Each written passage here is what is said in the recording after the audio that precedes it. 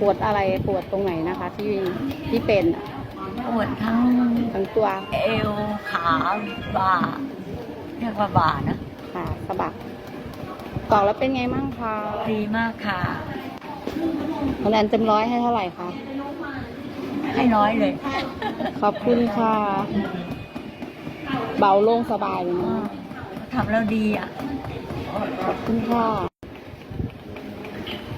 ตอนแรกตั้งใจจะมาสัก3 คืน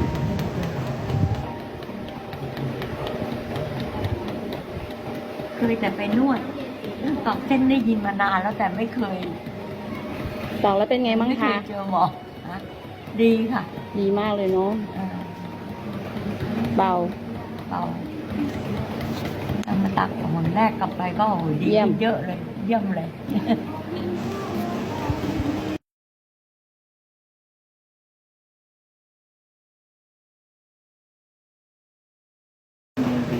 หมอเก่ง จริง